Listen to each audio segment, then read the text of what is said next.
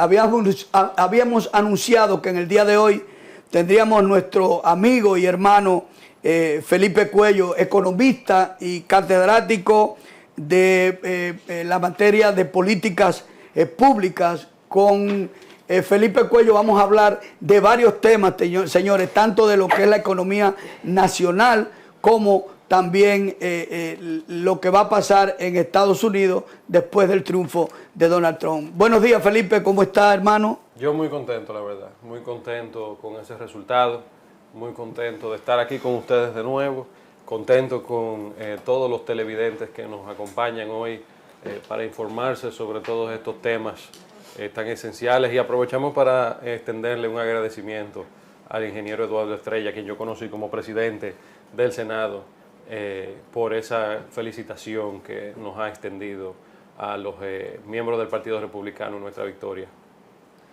Bueno, Felipe, veo que eres un muchacho bastante joven, eres economista, por lo que he interactuado con usted, me he dado cuenta de su sapiencia en los términos económicos, y me gustaría empezar a preguntarle cómo usted ve el crecimiento económico para estos próximos trimestres.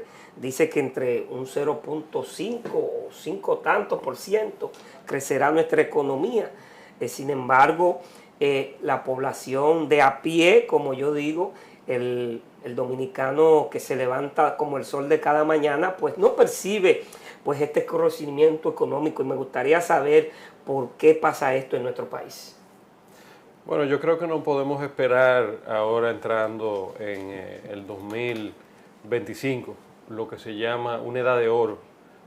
Vamos a ver la reducción paulatina de las tasas de interés, cosa que permite que cualquier persona, sea para coger un prestamito para un carro o para una casa, o en el caso que usted menciona, para poner un negocio, para financiar tal vez una expansión de un negocio que ya existe, eso va a ser un estímulo directo.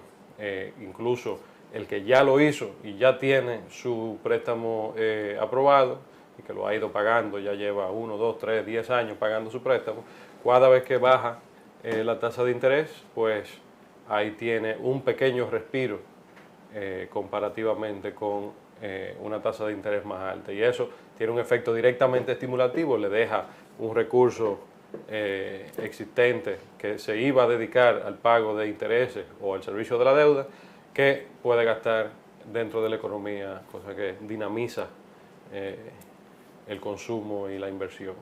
Bueno, cerramos en agosto con 5.1 de crecimiento. ¿Qué nos indica esto? Que las políticas públicas económicas están siendo efectivas, o si es que el dinamismo del Producto Interno Bruto lleva consecuentemente con estos avances. Mira, los rubros donde se está creciendo en exportación, especialmente, tenemos unos rubros estrella.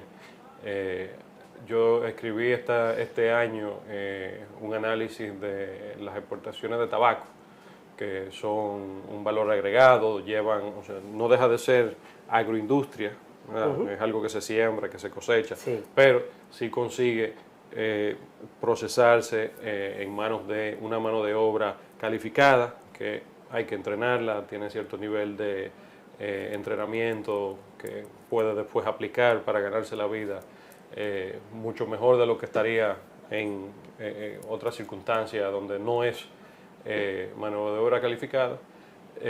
Y República Dominicana exporta 1.200 millones de dólares, un poco más, en tabaco todos los años. Entonces, ese es un rubro donde cuando a la hora de explicarle a un extranjero la causa y la consecuencia del milagro económico dominicano, pues es uno de los acaparamientos de dólares. Sí. Es interesante uno ver en el ITC de las Naciones Unidas, que es el Consejo Internacional de Comercio.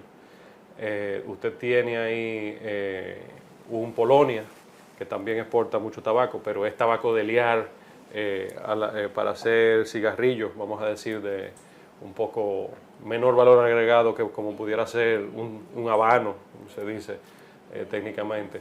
También está Indonesia, del otro lado del mundo, en el continente asiático, que sirve mucho al mercado chino, quien, ustedes saben, el chino fuma mucho cigarros, muchos tabaquitos, cigarrillos especialmente, pero de nuevo, ahí usted tiene también el país donde existe Dubái, el Emiratos Árabes Unidos, tienen un efecto, vamos a decir, contable de reexportación, pero usted se fija, muchos de los tabacos que se exporta de República Dominicana van a parar en Dubái y entonces en Dubái los venden a un precio tan alto que aparece en las estadísticas. Pero todo esto para decirte que ese top 5, donde sí aparece República Dominicana, pero tenemos realmente la exportación de fondos es dominicana. Felipe, reciente resultado de las elecciones de los Estados Unidos. Elección de Donald Trump a la presidencia de Estados Unidos. Tú has sido un colaborador del presidente Donald Trump, pero hay cierta incertidumbre, se ha generado esa incertidumbre en cuanto a qué va a pasar precisamente con las economías de Latinoamérica y del mundo, porque Donald Trump, tú sabes que ha anunciado algunas medidas económicas. Por lo pronto hay una que afecta a América Latina y es lo que tiene que ver con el 20% o 10% de arancel que va a poner los Estados Unidos, el presidente Donald Trump, a los productos que llegan de Latinoamérica.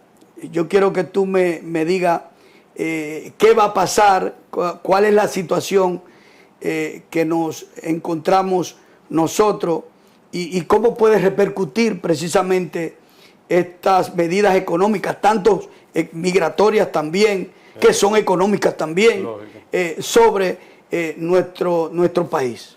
Bueno, vamos primero con los aranceles, recordando que República Dominicana tiene lo que se llama un tratado de libre comercio con Estados Unidos, le hace el DR-CAFTA, donde están reguladas cada línea tarifaria específica, donde se establece tal o cual máximo de aranceles o incluso el cero arancel en muchos de esos rubros. Eso no tiene por qué cambiar. Es verdad que hay una renegociación que viene por ahí y que va a haber que sentarse a negociar de nuevo, pero ese discurso que usted vio del candidato con ahora presidente electo, con el tema de buscar financiar el gobierno de Estados Unidos a través de los aranceles a las importaciones, se dirige más que a Latinoamérica o un país como República Dominicana hacia los países que tienen un superávit de exportaciones para con Estados Unidos. Le hace un país como China, le hace alguno de los países europeos. De China precisamente habló de un 60% de aranceles. Claro, porque ahí eso viene siendo una especie de ajuste de competencia desleal. Le hace, usted tiene en el caso chino una serie de incentivos, una serie de prestaciones especiales que le da el Estado de la República Popular China a las industrias que quiere fomentar y que tiene como parte de su plan. Hay un plan del Partido Comunista Chino que se llama Made in China 2025, que está dirigido a asegurarse que sus industrias estén en la punta de sus respectivos mercados en el mundo, con lo cual eso se llama política industrial, eso está prohibido a través de la Organización Mundial del Comercio. Lamentablemente la Organización Mundial del Comercio, como muchas otras instancias de la ONU, no tiene el nivel de funcionamiento lo suficientemente alto como para regular, prevenir que ese tipo de abusos ocurran. Entonces, como Estados Unidos es el principal importador,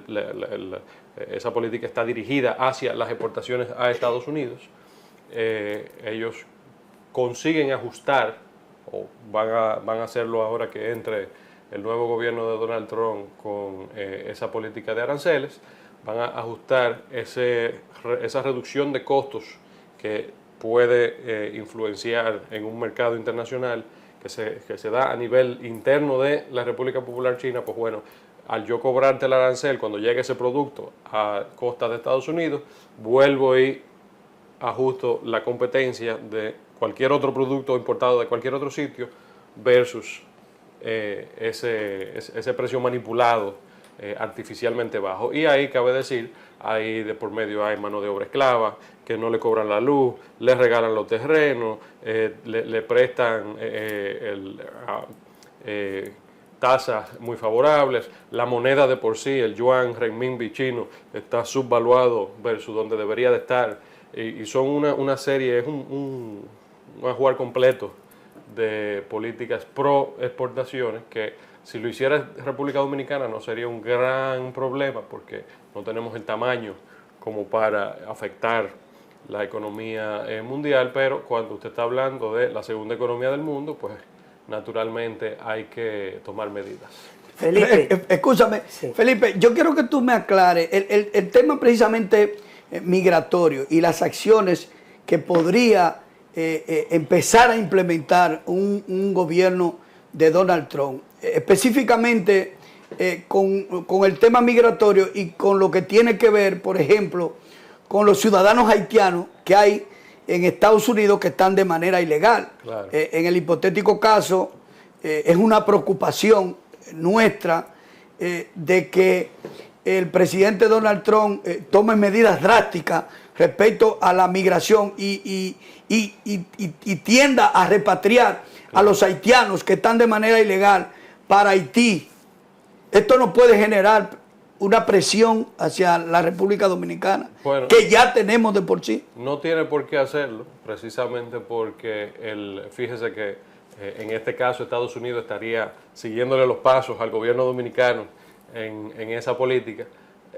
Ahí en estudios migratorios, que fue la especialización que yo hice a nivel académico, se conoce como el efecto disuasión. Le hace, usted tiene un relativo incentivo por la flojera de las autoridades, decir, bueno, es verdad que es ilegal, pero como yo sé que ellos no hacen nada al respecto, pues yo me voy a meter y que sea lo que Dios quiera.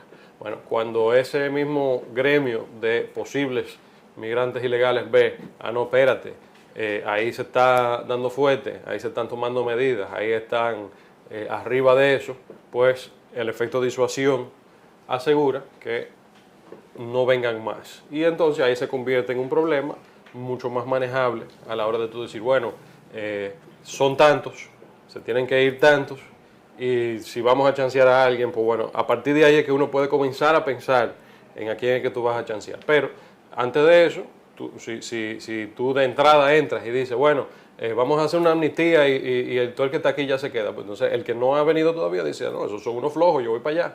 Entonces, lo que están en Estados Unidos, lo que ha dicho la campaña de Trump, y bueno, que ya se ha ensalzado en el famoso proyecto de transición, donde yo tuve el chance de trabajar en el 2016 y 2017, lo que han dicho es, vamos a empezar con los casos más problemáticos, léase, migrantes ilegales que además de ser migrantes ilegales son criminales, que están entrando en criminalidad adentro de Estados Unidos, migrantes ilegales que estén asociados con alguna banda delictiva, sea de Centroamérica, los famosos maras salvatruchas. Hay una banda venezolana que ha sonado mucho, que se llama, te voy a deber el nombre, que fue uno de los sucesos de campaña. Precisamente el presidente electo habló puntualmente de esa banda venezolana que va a contrarrestar. Yo tengo una pregunta porque veo que mi querido amigo te la está poniendo como muy fácil. Yo no. Tras el intento fallido de este gobierno traer o hacer una reforma tributaria, correcto, vemos que hay una gran situación con la evasión fiscal. ¿Qué pretende hacer este gobierno con la evasión fiscal y estrechar ese gran espacio que hay entre los que no pagan, entre los ricos ladrones que no pagan también y entre esa población golpeada, que es la clase media, que es la que más sufre. ¿Qué hará este gobierno tras ese intento fallido de...? Bueno, yo no respondo por Palacio, para bien o para mal. No tengo ningún rol oficial en ningún gobierno, en ninguna parte del mundo. Pero yo sí vi que hubo una licitación con la DGI para caerle atrás a la economía de las criptomonedas. Sí.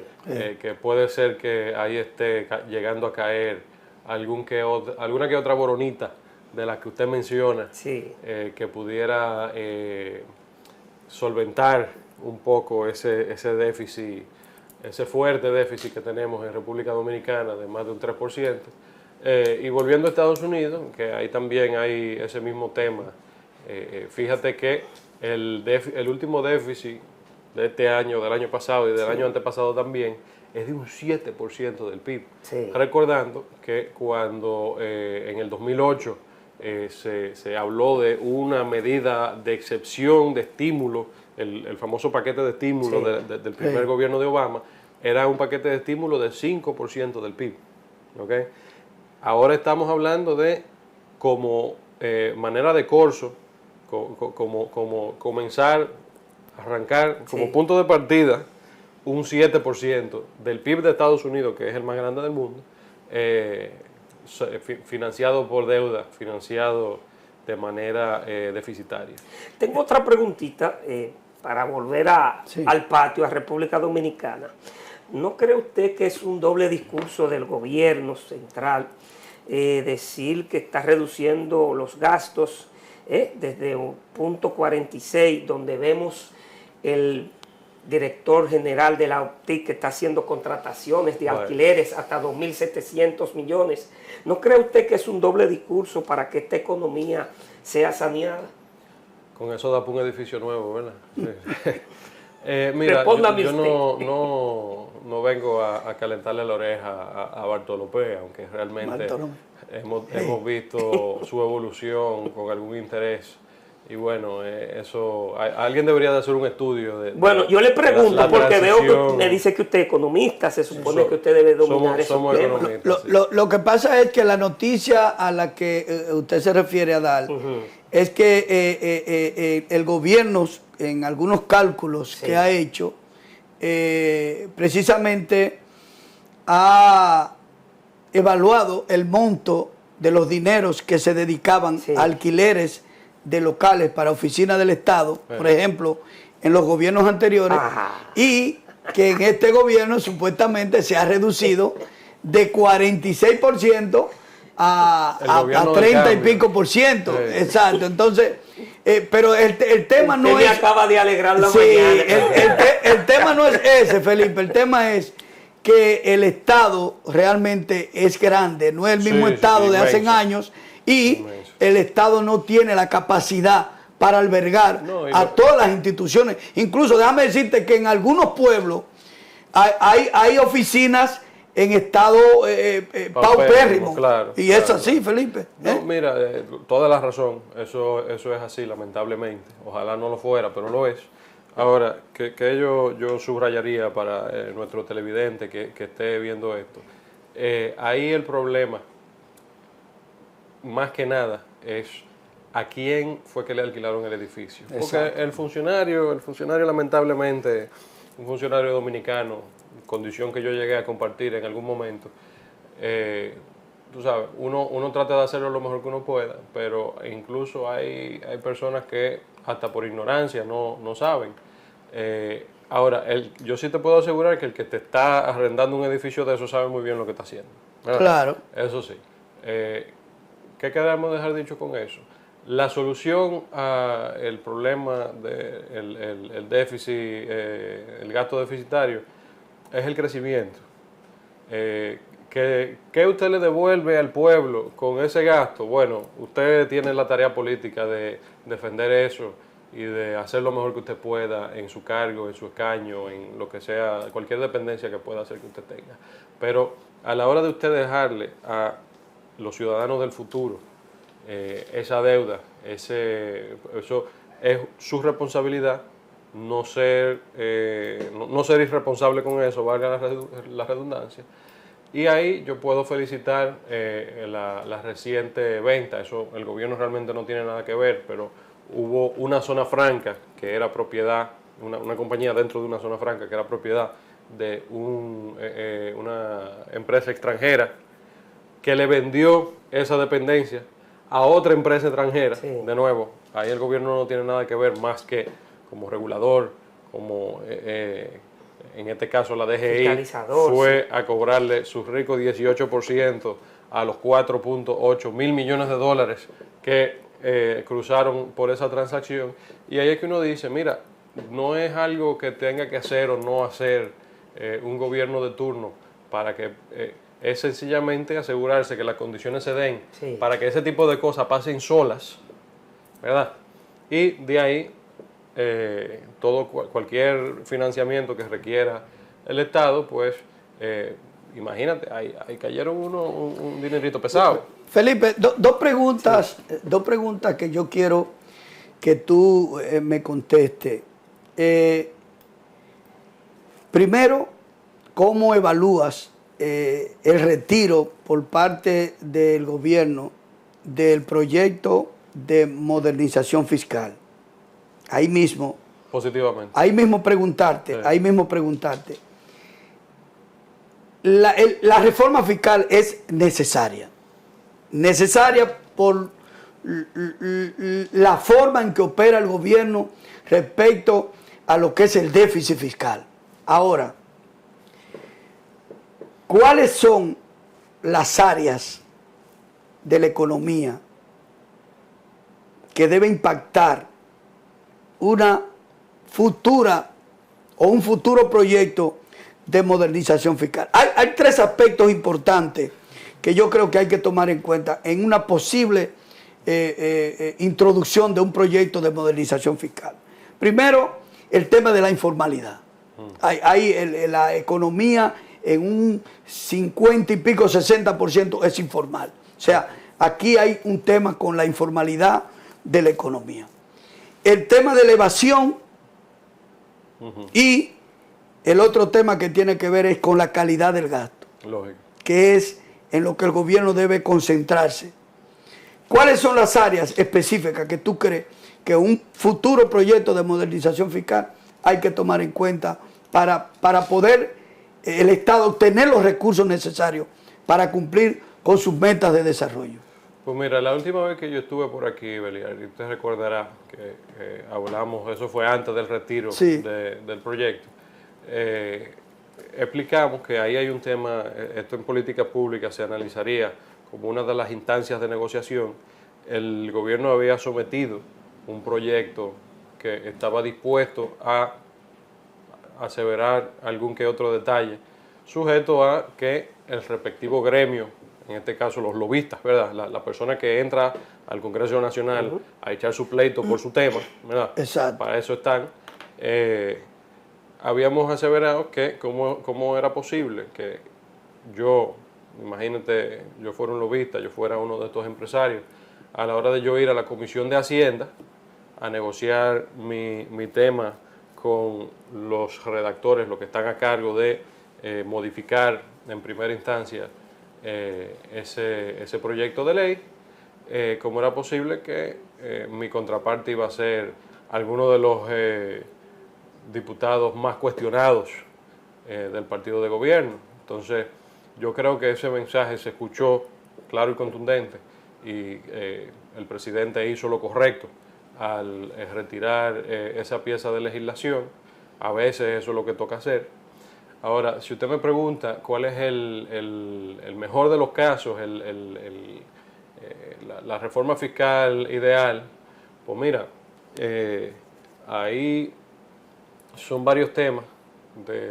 Nosotros en República Dominicana tenemos ese gigantismo estatal que mencionábamos ahorita, que aparte de ser, o sea, te pongo el ejemplo de la gasolina. Todas las instancias públicas le dan a sus funcionarios o ticket o una tarjeta de gasolina, con lo cual el gobierno está subsidiando el consumo de gasolina. Así es. Existe también por una parte, el famoso bono gas, que de nuevo, eso es dinero público que se gasta en hidrocarburos, que no necesariamente hay que cuestionarlo a nivel de que eso por lo menos es una política social. Es un mal gasto, sí, o no un mal gasto, pero yo que trabajé, por ejemplo, el tema climático alguna que otra vez, ahí siempre se menciona eso y dice, ¿cómo puede ser que nosotros estamos aquí sudando la gota gorda con el tema de reducción de gas invernadero y al mismo tiempo el gobierno le está comprando gasolina a la gente?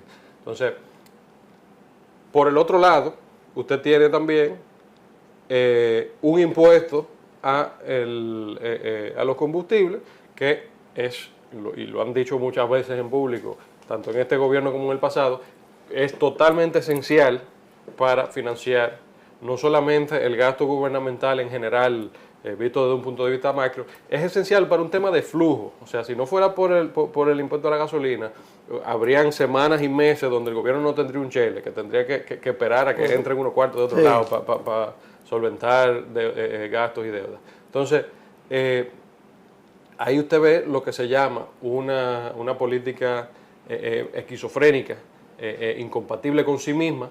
Usted está, por un lado, subsidiando, por el otro lado, una imposición impositiva de impuestos. Está jugando, bateando, quechando y eres el umpire al mismo tiempo. Entonces tú dices, ¿cómo la cosa? Y eso pasa no solamente en el tema de los hidrocarburos, eso pasa en muchos rubros donde el gobierno está haciendo para adelante, para atrás y también otra cosa. Entonces, yo humildemente nunca me ha tocado regular ninguno de estos sectores, pero yo diría, decídanse. O sea, tú no puedes estar gastando dinero en una cosa y gastando dinero en hacer lo contrario también, ¿verdad? Entonces, ese tipo de armonización, de coherencia en las políticas públicas, eso sería un buen punto de partida. Felipe, mira, yo tengo una preocupación porque ya para el próximo año entra en vigencia el tratado de ERE-CAFTA. Hemos visto que en el sector agropecuario la producción del arroz en los últimos 4 años pasó de un 39.000 toneladas a una reducción de casi 28.000 toneladas de producción. Quiere decir que hay menos productividad en arroz, se está importando demasiado arroz y me preocupa saber si este sistema agropecuario, este sector de la agropecuaria, de la agroindustria, está preparado para recibir este duro golpe del ERE-CAFTA. Bueno, si usted le pregunta a los productores, ellos te van a decir que no. Yo sí tuve la dicha, el gran privilegio de asistir al mercado, a los exportadores específicamente de la agroindustria, desde lo que hoy es Pro Dominicana, en su momento era el CIRD. Sí. Digamos que a la hora de uno hablar del ERE-CAFTA, hay que aseverar que no es solamente el tema, vamos a decir, de la aduana, lo que se importa y lo que se exporta, que viene al caso, sino también el tema de la inversión extranjera, que está regulado la protección de la inversión extranjera.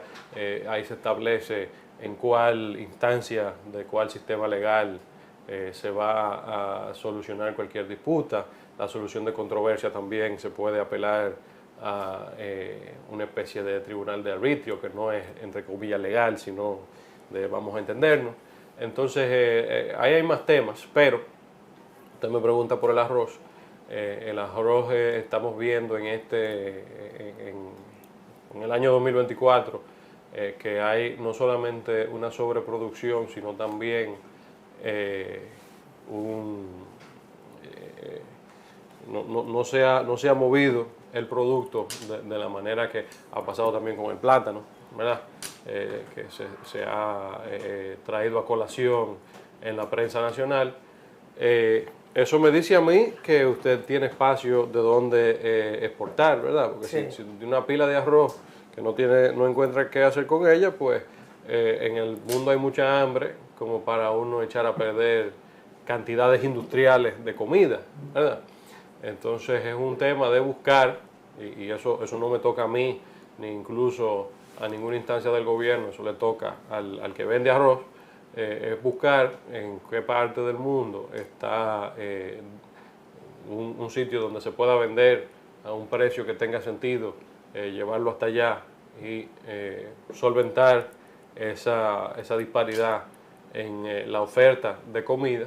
Pero lamentablemente lo que le tocaba hacer en los últimos 20 años de entrada, que era tecnificar y subir el nivel de automatización en esas granjas, pues no se ha hecho, y vamos a decir que igual tal vez mejor, porque si tendrían ese nivel de eficiencia y de más producción por menos entrada, por menos inversión, pues tendríamos más arroz todavía. Entonces ahí hay una imperativa contradictoria, que es la seguridad alimenticia. Es decir, bueno, tengo una muy buena razón por la cual esperar y promocionar que la mayoría, o por lo menos una porción sustantiva de lo que se consume nacionalmente en comida, se produzca nacionalmente, por un tema de que puede pasar cualquier cosa. No, que hay una plaga en el país que nos vende eso, y de repente no hay comida, no vamos a morir de hambre todos. Uno tiene que evitar eso, y eso es un uso justificado del poder público y de algunos amigos míos son más papitas que el Papa con el tema de la intervención gubernamental. No le gusta eso. Bueno, amén, pero yo lo entiendo así, y veo bien que existe una política de promoción agrícola en ese sentido. Ahora, como te digo una cosa, te digo la otra. Es verdad que hay que decir, si usted puede conseguir a un precio mucho menor lo suficiente como para que tú digas, mira, realmente tú cerrarle el mercado a ese producto extranjero, la entrada al mercado dominicano, le estás restando al consumidor dominicano la posibilidad de ahorrarse X% de la factura que gastaría en comprar, en este caso, arroz. Pues tú dices, igual el que le toca ponerse los pantalones y eficientizarse es al productor de arroz nacional. Felipe, desde el gobierno, después de haberse retirado el proyecto de modernización fiscal, se estuvo hablando de algunos ajustes que va a hacer el gobierno supuestamente para contrarrestar el tema que tiene que ver con el déficit fiscal. ¿Cuáles ajustes tú crees que el Estado, o en cuáles renglones o sectores el Estado debe ajustar el tema el tema que tiene que ver con los impuestos, para tener que alguna que otra, diríamos, solvencia para poder realmente contrarrestar lo que es el déficit? Mira, no sé si el gobierno pretende hacerlo o no, pero sí lo anunció. Yo te diría, mira, esto entre los economistas hubo un gran fermento y salieron muchas ideas buenas en el último año. El que quiera edificarse sobre ese tema, yo lo invito a que vea las páginas de economía de cualquier periódico nacional de los últimos 6 meses por ahí. La conclusión a la que yo llegué, habiendo participado en programas de este tipo y habiendo visto muchos programas de muchos economistas más que estaban tratando el tema, la conclusión a la que yo llegué era que el gobierno y el Congreso estaban esperando que uno le hiciera la tarea de gratis y para entonces como recopilar las ideas. Pero entonces después, cuando uno quiso levantar la mano y decir, mira, así no, quisieron tildar a uno de oportunista, de opositor, de muchas cosas, y bueno, lamentablemente no era para entrar en activismo político que uno se metía en ese tema. Ahora, para responder tu pregunta, Beliar, con sencillamente usted dejar de coger prestado nuevamente y congelar el gasto donde está, ¿verdad? Con usted hacer esas dos cosas sencillas, el crecimiento de la economía nacional y la inflación que todos los años cae en 3,5, 4 puntos, es el rango que el Banco Central trata de manejar, que se llegue ahí. Un 4% de inflación significa que la deuda que usted tenga todos los años baja 4% en términos reales. Entonces, usted al cabo de 4 años, si no cogen más dinero prestado, habrá bajado la deuda en un 16%, que con eso da y sobra para usted decir, hice algo, un logro serio, grande y gordo, ¿verdad? Lo mismo con el tema del gasto. El gasto, si usted lo congela en el número nominal donde está y deja que eso, al paso de 4 años, comparado con el crecimiento de la economía, dirá, se redujo comparativamente como parte, como porcentaje del PIB nacional, el gasto que podía ser en el 2028, el mismo número que se gastó en el 2024, usted habrá reducido, en la misma medida que creció la economía, habrá reducido como porcentaje del PIB el gasto público. Y ahí, si usted le mete la inflación, habrá reducido el gasto incluso más de ahí. Felipe, entonces, no es tan complicado, no hay que inventar el agua caliente, no hace falta un gran análisis, una cosa.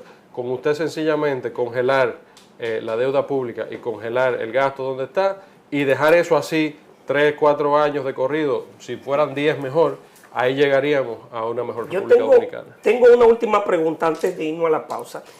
¿Tendremos en febrero embajador en la República Dominicana tras el triunfo de Donald Trump? Yo entiendo que sí, porque se escucha un nombre ya. El Senado de Estados Unidos está ahora mismo en el proceso de elegir su próximo presidente. El presidente del Senado en Estados Unidos es el vicepresidente de la República, pero el que controla la mayoría, en este caso republicana, están decidiendo quién va a ser la voz cantante. Se menciona hasta Mike Pompeo ya. No, Mike Pompeo no va a ser embajador de la República Dominicana.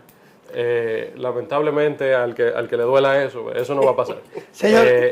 Lo que sí, como última aseveración, el presidente Donald Trump, el presidente entrante, el presidente electo se dice, sí dijo que el que vaya a ser jefe de los republicanos en el Senado debe de estar de acuerdo con lo que se llama un recess appointment, léase, que por decreto el presidente nombre una persona, por ejemplo un embajador, que requiere de sufragio adentro del Senado, pero si se hace durante un receso senatorial, entra sin voto y así se puede agilizar el tema. Bueno, señores, vamos a despedir a nuestro buen amigo, el licenciado Felipe Cuello, economista, catedrático, ex catedrático de la Cátedra de Políticas Públicas, por esta interesante entrevista.